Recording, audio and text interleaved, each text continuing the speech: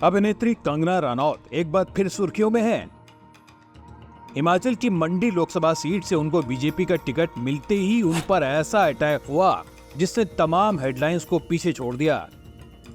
अब अगर आप मेन स्ट्रीम मीडिया यानी टीवी और अखबार को फॉलो नहीं करते तो सोशल प्लेटफॉर्म एक्स से आप जान चुके होंगे कि कैसे कंगना को लेकर मंडी और रेट की बातें की गईं। कांग्रेस की प्रवक्ता सुप्रिया श्रीनेत के एक्स के हैंडल से ये लिखा गया और भी कुछ लोगों ने ऐसे ही ट्वीट किए। किसी भी तरीके की जो महिला है वो डिग्निटी जो है वो डिजर्व करती है। सबसे ज्यादा जो मुझे दुख हुआ है वो जो मंडी जिसे छोटा काशी कहा जाता है उसके बारे में इतनी भद्दी टिप्पणी, तो हम सब मंडी वासी जो हैं वो बहुत ही कष्ट हमें हुआ है। सुप्रिया ने तो ये कहकर पीछा छुड़ाया कि किसी ने उनके हैंडल का गलत इस्तेमाल किया और उनको नहीं पता किसने किया। मेरे फेसबुक और इंस्टाग्राम अकाउंट का एक्सेस कई लोगों के पास है।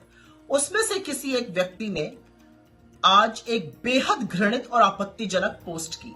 मुझे जैसे ही पता चला मैंने सर्वप्रथम उस पोस्ट को डिलीट किया, क्योंकि जो कोई भी मुझे जानता है वो अच्छी तरह से जानता है कि मैं कभी भी किसी भी महिला के खिलाफ व्यक्तिगत भद्दी और भोंदी टिप्पणी कर ही नहीं सकती हूँ।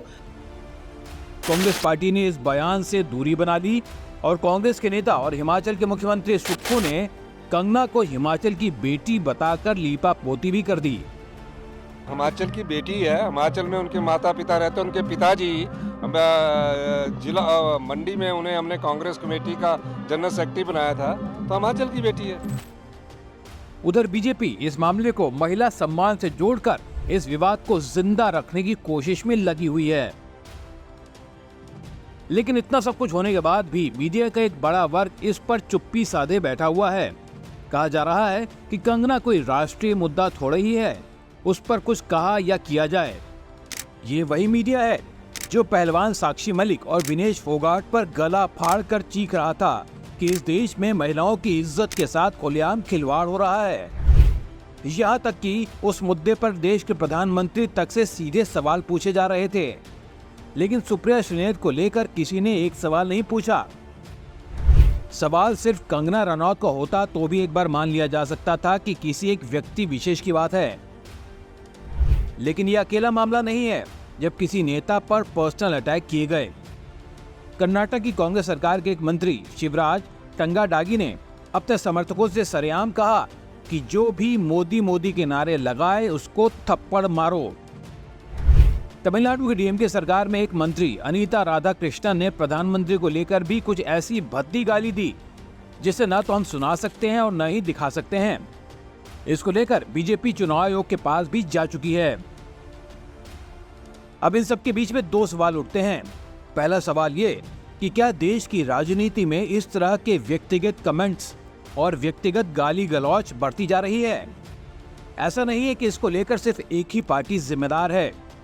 अभी बीजेपी के बिहार के उप मुख्यमंत्री सम्राट चौधरी ने वहां के आरजेडी नेता लालू यादव के बारे में भी ऐसी बातें की थी जिसमें उन्होंने लालू यादव और उनकी बेटी रोहिणी को लेकर बहुत कुछ उल जलूल बोल दिया। भारतीय जनता पार्टी को उनसे जवाब मांगना पड़ा। तो ये तो ही उन व्यक्तिगत कमेंट्स की बात जो छोटे मोटे नेता देश के किसी कोने में बोल देते हैं और उसको लेकर कभी कोई मुद्दा बनता है तो कभी नहीं बनता। हमारा मीडिया भी अपने एजेंडा के हिसाब से कभी उसको बड़ी बात बताता है तो कभी उसको इग्नोर मार देता है। लेकिन इससे भी बड़ी बात यह है कि आखिर ऐसा हो क्यों रहा है? इनको रास्ता कौन दिखा रहा है? क्या देश के बड़े नेता ऐसी बातें कर रहे हैं? आपको दिखेगा कि अभी पिछले कुछ वक्त में पिछले 2 महीने से ज्यादा कांग्रेस पार्टी के नेता राहुल गांधी भारत जोड़ो न्याय यात्रा निकाल रहे थे। इस यात्रा के दौरान उन्होंने करीब करीब हर जगह जहां भी भाषण दिया 2 बातें जरूर की। पहली बात तो उन्होंने ये की कि वो देश में जातीय जनगणना यानी कास्ट सेंसस करवाना चाहते हैं।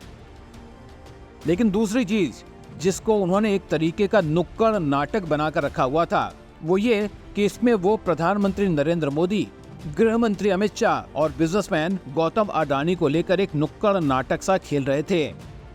इन्हीं 3 लोगों को भीड़ से बुलाते और ये दिखाते और बताते कि ये एक जेब कतरों का गिरोह है और ये लोगों की जेब काट रहा है।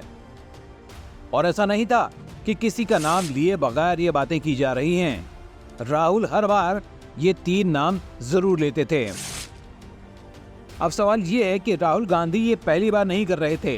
राहुल इससे पहले भी लगातार प्रधानमंत्री नरेंद्र मोदी को लेकर तमाम व्यक्तिगत आरोप लगाते रहे हैं। चौकीदार चोर है का नारा भी उनका ही दिया हुआ था।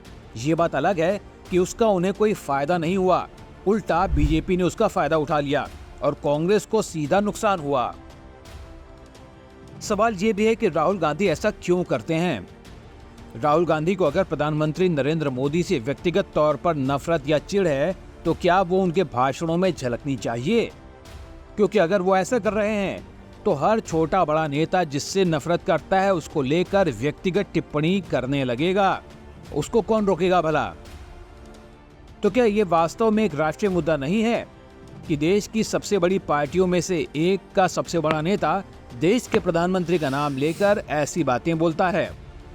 वो अपनी पार्टी के छोटे नेताओं को दरअसल क्या संदेश दे रहा है और क्या इस मुद्दे पर बात नहीं होनी चाहिए। आखिर क्यों राहुल का नाम आते ही मीडिया का एक बड़ा वर्ग चुप्पी साध लेता है। कहने वाले कहेंगे कि मोदी भी तो राहुल को लेकर ही बोलते रहते हैं, लेकिन अगर आप ध्यान से सुने तो मोदी शायद ही कभी राहुल का सीधा नाम लेकर कुछ कहते हों। वो कभी युवराज तो कभी कुछ और सांकेतिक नामों का इस्तेमाल करते हैं। हालांकि 1-2 बार उन्होंने राहुल बाबा कहकर बातें जरूर की हैं।